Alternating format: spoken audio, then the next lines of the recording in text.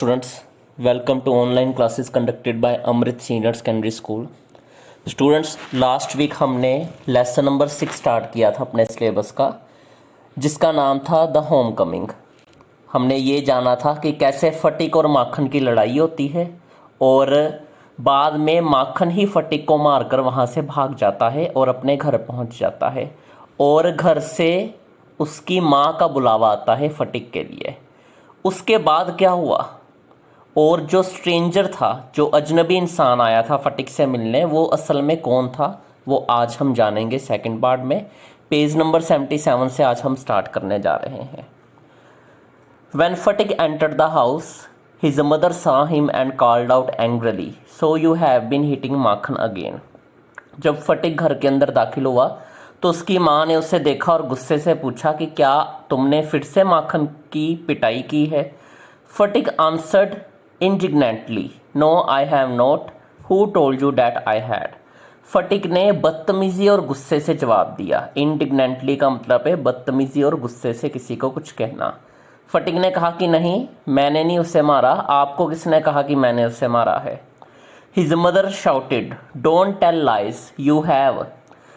उसकी माँ चिल्लाई कि झूठ मत बोलो, तुमने मारा है माखन को।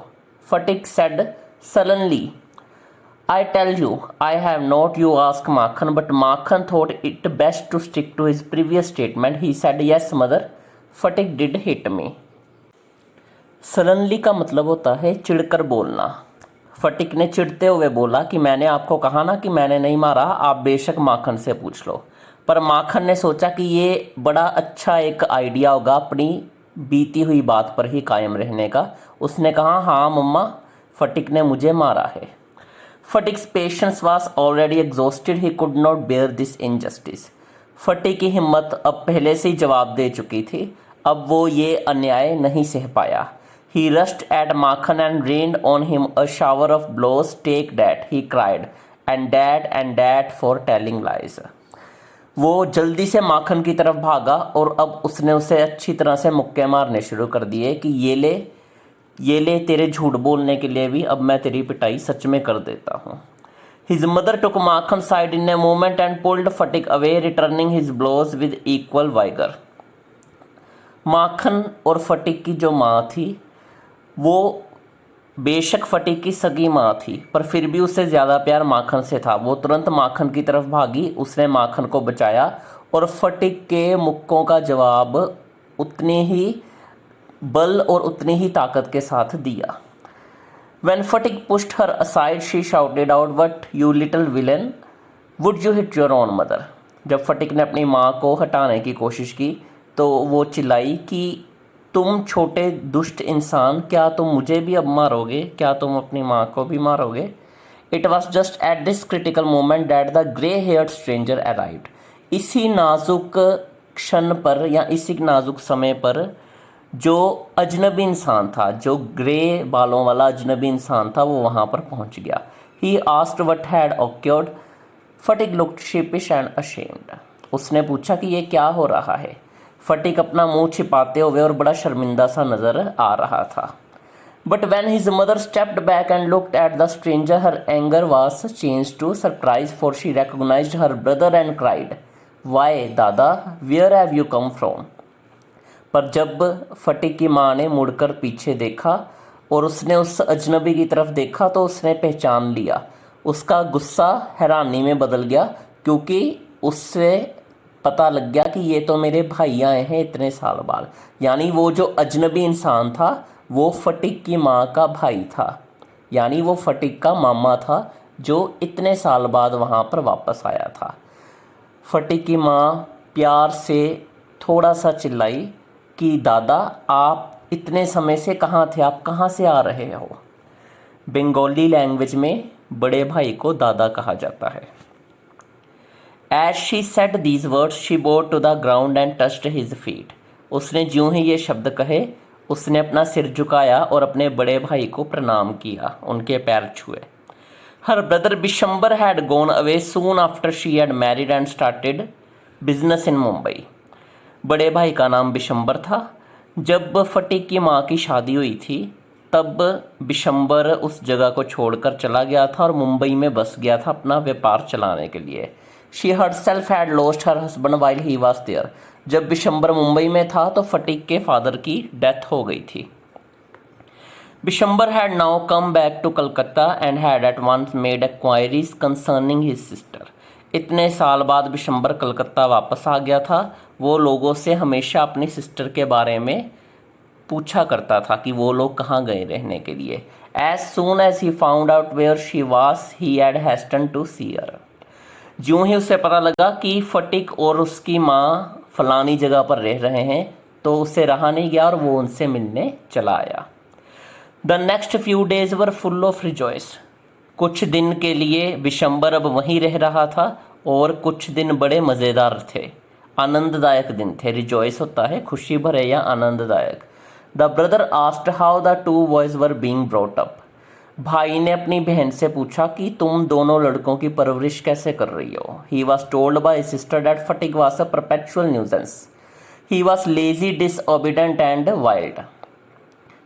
भाई की बहन ने यानी फटीक की माँ ने बिशंबर को बोला कि फटीक तो हमेशा के लिए सिरदर्दी बना हुआ है, ये बिल्कुल आलसी है, किसी का कहना नहीं मानता और ये बिल्कुल जंगली स्वभाव का है। But Makhan was as good as gold, as quiet as a lamb and very fond of reading. पर ये जो मेरा छोटा बेटा माखन है ये तो सोने की तरह बड़ा अच्छा है, ये एक मेमने की तरह शांत रहता है और इसे पढ़ने का बड़ा शौक़ है। हालांकि माखन में ये कोई गुण नहीं था, पर माखन अपनी माँ की नज़रों में ज़्यादा अच्छा बना हुआ था, दिखावा करता था अच्छा बनने के लिए। Bishambar kindly offer to take Phatik off his sister's hands and educate him with his own children in Calcutta. Bishambar ने कहा कि अगर तुम्हें फटीक इतना परेशान करता है तो ऐसा करो, फटीक तुम मुझे दे दो कुछ समय के लिए, मैं फटीक को अपने साथ कलकत्ता लेकर जाता हूँ और इसे अपने बच्चों के साथ ही अच्छे स्कूल में पढ़ाऊँगा। The widowed mother readily agreed. विधवा माँ बड़ी आसानी से मान गई। When his uncle asked Fatik if he would like to go to Calcutta with him, his joy knew no bounds and he said, "Oh yes, uncle," in a way that made it quite clear that he meant it. जब fatigue के मामों ने fatigue से पूछा कि क्या तुम मेरे साथ कलकत्ता जाना चाहोगे, तो फटीक की खुशी का कोई ठिकाना नहीं रहा और उसने कहा, हाँ अंकल, मैं ज़रूर जाना चाहूँगा। और इसकी बात से स्पष्ट हो रहा था कि वो सच में वहाँ जाना चाहता था। It was an immense relief to the mother to get rid of Phatik. Phatik की माँ के लिए फटीक से छुटकारा पाने का समय आ गया था, तो वो बहुत ज़्यादा चिंताग्रस्त नहीं रही। अब उसकी सारी परेशानी दूर हो गई। She had a prejudice against the boy and no love was lost between the two brothers.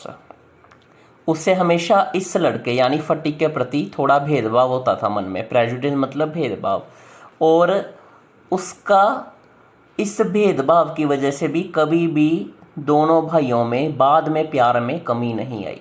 जिस दिन ये इंसिडेंट हुआ था, फटीक और माखन दोनों की लड़ाई हुई थी, उसके बाद जब से घर में बिशंबर आया हुआ था तब से दोनों भाइयों का प्यार बना हुआ था।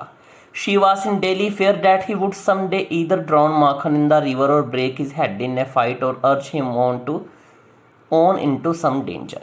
पर फटीक की माँ को हमेशा डर लगा रहता कि कहीं माखन को फटीक नदी में ना गिरा दे या उसका सिर ना तोड़ दे या उसे किसी और खतरे में ना डाल दे।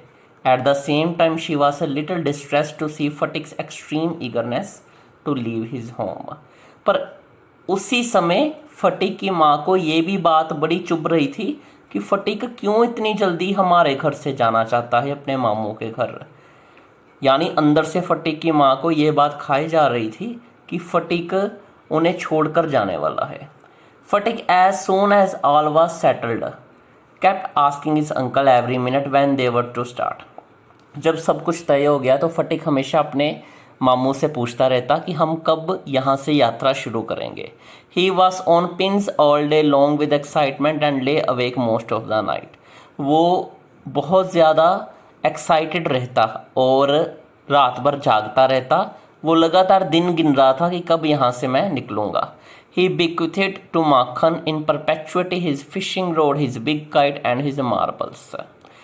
उसने अब माखन को प्यार दिखाना शुरू किया। अपने प्यारपन में अपने बड़े भाई के होने के नाते उसने माखन को अपनी फिशिंग रोड दे दी, मछली पकड़ने वाला उसने अपना कांटा दिया, अपनी बड़ी पतंग दी, अपने जो उसके पास छोटे पत्थर या जिन्हें हम पंजाबी में बरंटे बोलते हैं वो खेलने के लिए दे दिए। Indeed, at this time of departure, his generosity towards Makhan was unbounded. जब जाने का वहाँ से समय आया, माखन के प्रति उसकी जो दयालुता थी वो बहुत ज़्यादा बढ़ गई। जनरोसिटी होता है दयालुता। When they reached Calcutta, Sphatik met his aunt for the first time. जब कलकत्ता पहुँचा फटिक अपने मामों के साथ, तो वो अपनी मामी को पहली बार वहाँ मिला। She was by no means pleased with this unnecessary addition to her family. फटिक की मामी जो थी उसे देखकर बिल्कुल खुश नहीं हुई। उसने सोचा कि परिवार में एक और बोझ आ गया है। She found her own 3 boys quite enough to manage without taking anyone else.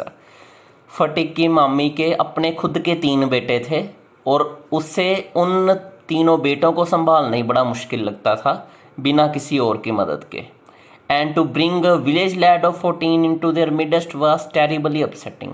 और उन तीनों के बीच अब एक गांव का लड़का आ गया था जो 14 साल का था, यानी फटिक की अब बात हो रही है और इससे वो बहुत ज़्यादा दुखी हो रही थी। Bishambar should really have thought twice before committing such an indiscretion.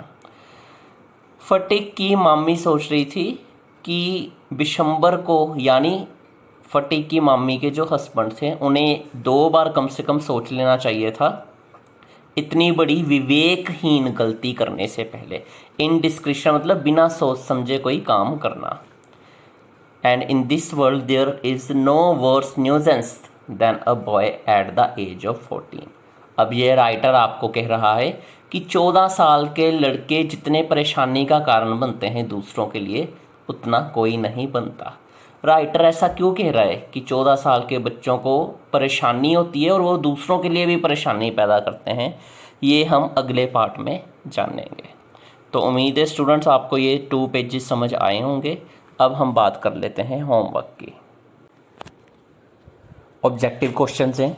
Number 1, fill in the blank. Dash was the uncle of Phatik. Dash Phatik के अंकल थे।